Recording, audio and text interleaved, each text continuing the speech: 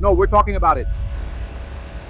There are some members of the Iranian regime who are saying out there that they want to impose permanent tolls in the Strait of Hormuz. This is unacceptable. The whole world should be outraged by this. We're a little impacted by this, but the rest of the world is much more affected, including many of the countries represented here today at the G7. And what if these countries are deeply affected? That's why we told them, you need to act, we'll help, but be ready. Because when this conflict and this operation are over, if the Iranians decide, if they decide, we control the Strait of Hormuz and you can only pass through with payment and our permission. This is not only illegal under international and maritime law, it's something completely unacceptable and cannot be allowed. So what we said is that the countries most affected by this must be willing to take action and we will help them. And that's what I said, to discuss military tactics. I don't think anyone in our system is going to talk to you about what we have planned, and there are obvious reasons for that. But as far as military tactics and plans are concerned, I would refer you to the Department of War, which will probably tell me they can't tell me anything. Other than saying that we have objectives, I've already said what they are and we're very confident that we'll achieve them very soon. Secretary, in this training... Was any of the G7 members upset or bothered by the President's comments about this, and did you disagree? They never act that way in front of me. Maybe they say that to you or to the press, but not in front of me. I've never understood that. On the contrary. The meetings are meant to thank the United States for the role it plays in trying to bring peace to Sudan. The acknowledgement that the President was instrumental in ending what was happening in Gaza, the acknowledgement of the role we played in stabilizing Syria, and despite what they say to the media, what we did in Venezuela was good for the world and the Western Hemisphere. And the acknowledgement of the role we had in creating the anti-gang force in Haiti, together with Canada, and gratitude for the mediating role we tried to play in this war between Russia and Ukraine. So I don't even know anymore. People ask me about the meetings as if people were angry, but no one shouts, raises their voice, or says anything negative. And if they did, I would remind them of the role the United States has played in the past year. It has been a productive and useful role for them. I would just say the following, as I said yesterday, and I repeat now, the Iranian people are phenomenal and deserve much more than this radical Shiite clerical regime. They took the country's wealth and used it not to build roads, bridges, healthcare systems, or universities, nor to create a prosperous country. Instead, they used that money to sponsor terrorism, build rockets, drones, missiles, and naval mines. That's exactly what they did with the resources while trying to kill people around the world. This needs to be confronted. That country is a threat. For 47 years, the regime has been trying to kill and has killed Americans around the world for 47 years. We have a president who would not allow this to continue without restrictions. So when we were done, Iran was already weakened. After we're done here in the next few weeks, they'll be weaker than they have been in recent history and unable to hide behind those weapons. To try to get a nuclear weapon, which would be madness, it would be madness if they got nuclear weapons. What do they do with the weapons they have now? They attack embassies, hotels, try to kill civilians, and attack all their neighbors. Imagine these radicals with a nuclear weapon. Secretary? About Russia and Ukraine, you tweeted this, that you conveyed the President's commitment to a ceasefire and a negotiated solution. The ceasefire is being discussed again. Where in Russia, Ukraine... Yes, we always want to see the end of this war. I don't know why that was questioned. The last meetings about this were last Saturday in Miami, where Steve and Jared met with the Ukrainian side. There are no meetings scheduled at this time. Obviously, this war continues and persists, and it's a very unfortunate war. The loss of life there is enormous. The Russian side in particular is losing. I think they're now losing more soldiers than they're recruiting. But yes, we are ready. We want to help end this war constructively, but there are other problems in the world as well. Mr. Secretary, regarding Russia and Ukraine, reports say that the SNI would divert weapons to Ukraine in the Pearl system to make up for munitions spent in the Middle East. Is that true, and did you communicate that to the Allies? Well, that hasn't happened yet. Nothing has been diverted yet, but it could happen. They haven't been diverted. These weapons haven't been diverted. They're ours. They're sales, military sales through Pearl, paid for by NATO. So if the United States has a military need to replenish stocks or fulfill missions of national interest, we will always be the priority when it comes to our own weapons. This applies to any country except those that don't want to survive. So I have nothing to announce. I'm not saying it's happening now, but it could happen, and it always could have happened. If we need something for America and it's American, we'll keep it for America first. But for now, that hasn't happened. Pearl hasn't been affected by this operation. You noticed the increased Russian support for Iran in the conflict, and why would now be the time for sanctioned Russian lawmakers to visit Zabryu? Why now? This was scheduled in advance and only 4 people could come. We authorized them and it was still announced.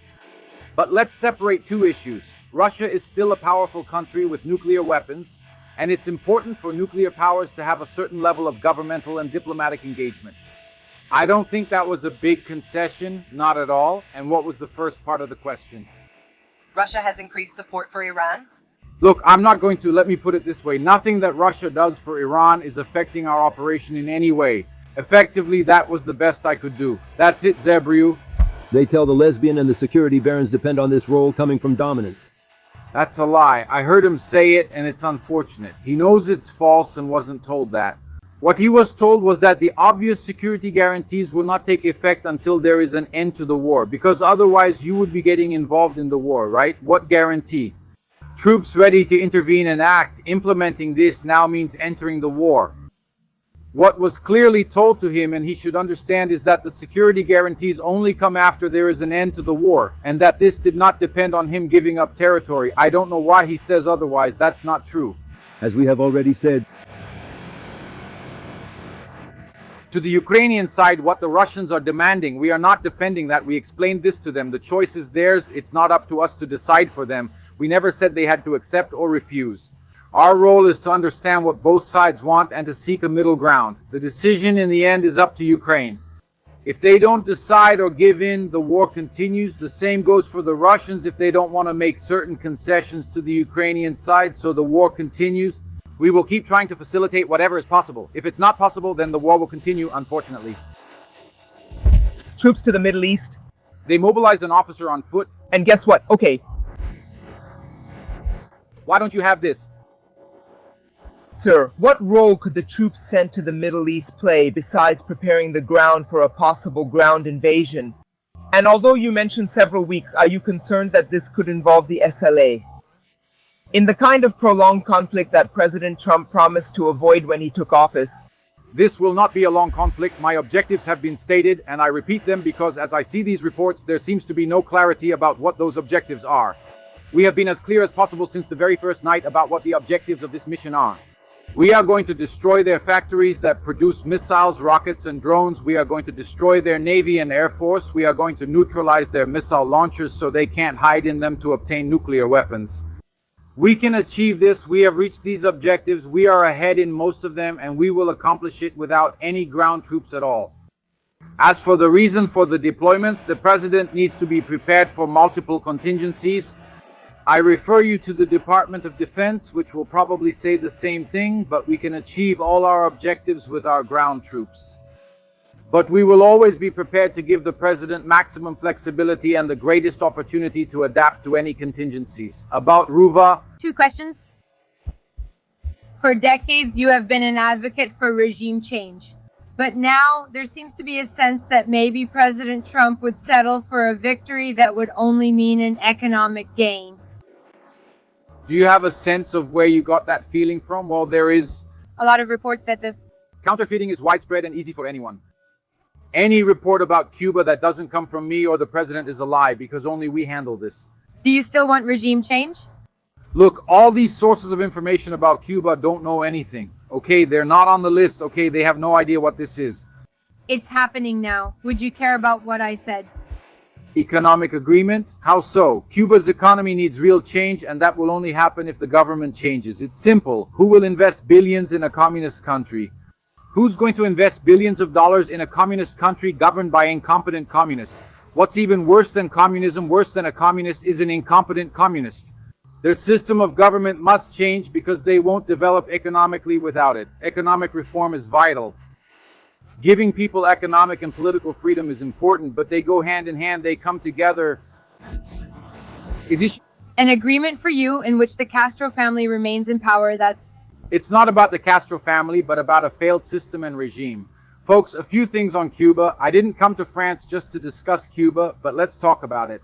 Great, that's good, because we discussed this at the G7, which is crucial. No, of course not. And we discussed these blackouts at the G7. Everyone talks about them. Cuba has had blackouts throughout the past year and the year before as well. There is no naval blockade surrounding Cuba. The reason why Cuba doesn't have oil and fuel is because they want it for free. And people don't often give away oil and fuel for free. Unless it was the Soviet Union or Maduro subsidizing it, they simply don't do that. They might get a shipment here and there from time to time, but not enough to sustain the country. Right? So that's why they don't have fuel, and the reason for the blackouts is that they have equipment from the 1950s and 60s that has never been maintained or updated. Okay, but ultimately the reason why Cuba is a disaster, why its economic system doesn't work, is because it's a senseless system. And the people of Cuba are suffering because of the decisions, because of the unwillingness of those who govern the country to make the necessary changes so they can enter the 21st century. It's sad that the only place where Cubans can succeed is outside the country. That's very sad. You see Cubans going all over the world and finding success, except in Cuba. That needs to change, and for that to change, the people in charge need to be changed. We have to change the system that governs the country, and the current economic model is the only way for Cuba to have a better future. We've said this clearly for years. Maybe now there's a chance. We'll see, Mr. Secretary. Going back to Iran, is it your understanding that they will present the response to the 15-point plan today? And are you expecting anything in particular? We haven't received it yet, but we have received messages. There was an exchange of signals with the Iranian system, what's left of it, about a willingness to talk about some points. We are waiting for clarification about who we have permission to talk to, who we would be talking to, what we would be talking about, and when we will be talking. I don't have any updates yet. It could happen at any moment, today, tomorrow, or later. We're not expecting it, and we'll continue our operations. A sign that they are still taking it seriously. If all of you... The sign would be them calling and saying, these are our spokespersons, and this is what they can say. And when we're ready to meet and talk, that would be the sign. But we continue with our victorious operation. With each passing day, Iran becomes weaker. The War Department is doing a tremendous job undermining this regime and its ability to attack its neighbors and threaten the world. What are you doing now, my dear friend? Well, we had a good one. I mean, yes, I'm glad there was consensus in that room that being ready to act soon is necessary. but would you care if they didn't do that? Or maybe something. We can't take it. We didn't ask anyone for help in the war. The president was clear. We're not asking anyone to join the war, not even to get involved in it or in this operation. We're not asking for that. We haven't asked any country. We don't need that. We're doing the job. We're ahead of schedule. So that's not what we're talking about. We're talking about this. Some in the Iranian regime say they intend to make the Strait of Hormuz permanently inaccessible. That is unacceptable. The whole world should be outraged. We are somewhat affected by this, but the rest of the world is impacted much more, including many countries here in the G7. And if they are deeply impacted, all we've said is that they need to act. We will help, but you need to be ready to act, because when this conflict and when this operation ends, when the Iranians decide, now, we control the Strait of Hormuz and you can only pass through here if you pay us and if we allow it. That's not just, that is illegal under international law and maritime law. It's unacceptable and it cannot be allowed. So we said that the countries most affected should be willing to act and we will help them. That's what I said today, and I got a good reception to that message. Did you hear about the Iranian foreign minister, what he said at the UN, at the Human Rights Summit, accusing Zua and Israel of Iranian genocide? Okay, well, he's an expert in genocide. They're experts at it because, you know, they sponsor terrorism all over the world and they've killed thousands and thousands of people. Look at the Middle East. Look at the Middle East. Guys, all the problems in the Middle East originate in Iran. Hezbollah, Iran, Shia militias that are destroying and threatening Iraq, Iran, Hamas, Iran, the Houthis, Iran, Assad. When I was in Syria, Iran, the only time everywhere you look, they're behind you. They are a destabilizing, dangerous, and evil force that needs to be fought and weakened. And what about the West Bank? What is your concern about settler violence against Palestinians? Well, we are concerned about that, and we have already expressed this concern, and we believe that this concern also exists within the Israeli government. Have you seen the reports that some of these individuals have also attacked Israeli security forces? In this process, obviously, the president has made it very clear that he is against any change to the status quo in the West Bank. A lot is happening globally, but we are closely monitoring this issue. Would there be consequences if these attacks against Palestinians continue? I agree. We have already expressed our concern, and obviously the Israelis themselves have done so as well. Some of these groups, like settlers or street delinquents, have even attacked Israeli security forces. So I believe you will see the government there do something about it. The oil. Talking to him today about a repair fund for the Chernobyl nuclear power plant, the Uruguayans have already committed to some funding. Yes, but without a firm commitment. We haven't discussed this directly today, but it's already been talked about, so we haven't decided how to contribute yet. Regarding the temporary relief of sanctions on Russian oil, I just wanted to know if this will really be temporary and what the plan and timeline for this are. At this moment, I think they expire on April 9th or 10th. It's only about the oil that's at sea, so we don't have it. This is not a permanent policy of the United States. Obviously, we will make adjustments if necessary given global conditions, but in the end, we won't. The president has not indicated any desire to permanently lift any of the sanctions. This mainly has to do with oil that's already at sea and would go, for example, to China at a reduced price. Now, the only difference is that this oil will be sold one way or another. The only difference is whether more countries are able to buy it. To ease the global concern about what's happening in this operation a little bit, about the Strait of Hormuz, I know there are discussions about a multinational coalition after the end of the conflict. Did any G7 country you spoke with today give an initial commitment that they would like to involve their armed forces? I think everyone gave a commitment that they were deeply involved and understood the need for this potentially, and that there would be a need to participate in something like this. I think part of the confusion in the first few weeks, maybe in the media or in other forums, is the idea that we were asking for this to start immediately. We always saw this as a post-conflict necessity. I don't care what Iran says. The first oil tankers to pass through the strait after this operation ends will want an escort, or else they won't be able to get insurance, so the world had better act. But we have a second problem, and that's if Iran or whoever is in charge over there decides. We like charging tolls. We're going to charge everyone who passes through, or else we're going to blow you up.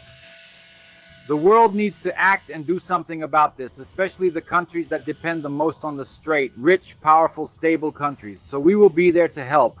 We are willing to join this coalition, but we encourage others to organize it.